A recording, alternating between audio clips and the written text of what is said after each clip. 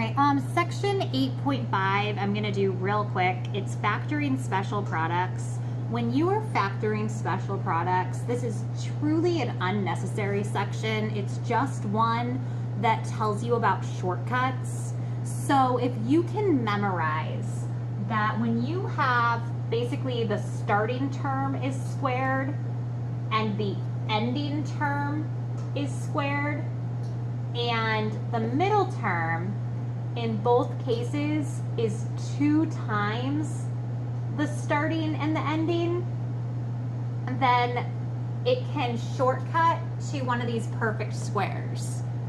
So for example, because if you look at this and you see, oh, that's a squared and that's a squared, it might be worth your time to see if the middle term is A times B doubled. So because 12, A, the square root of that, of A squared, is just your A.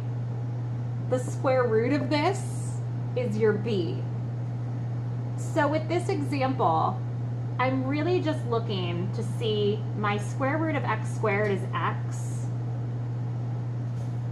My square root of 36 is 6.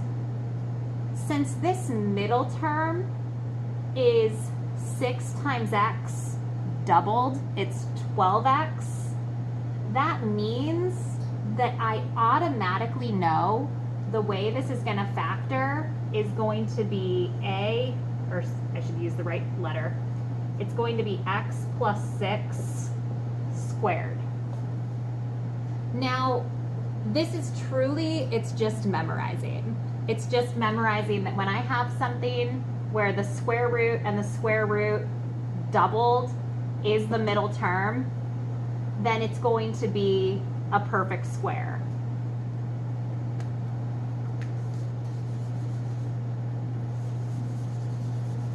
Here's another one that they give you where they say, okay, 4x squared minus 12x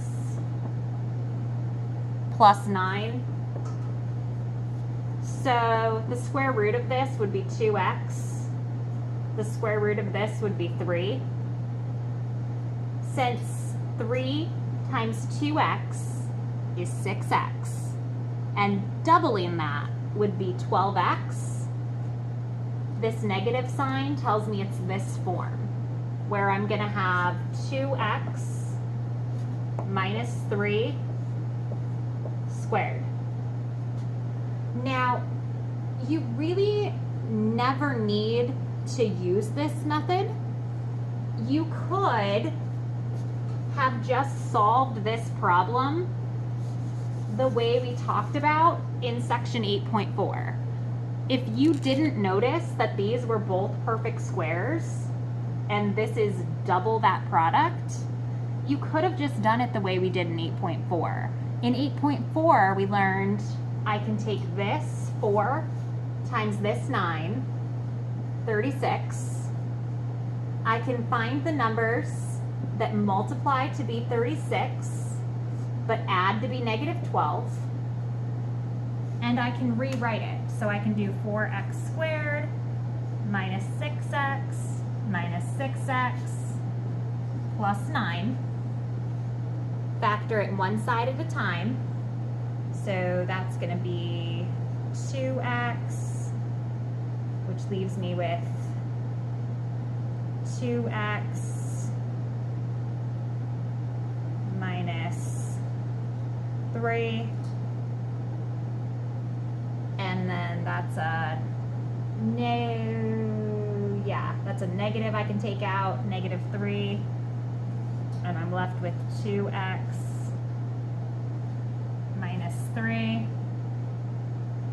So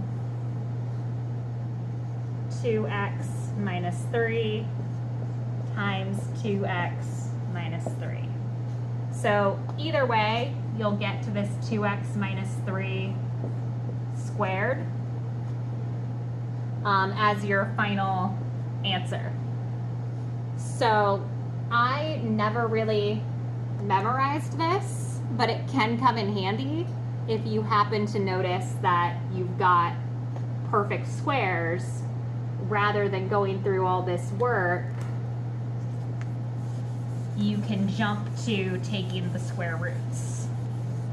So again, the square root rule works because if you take the square root of this and you take the square root of this and multiplying them together times 2 gives you that middle term, then you know that it's just a perfect square with whatever your sign is there going there.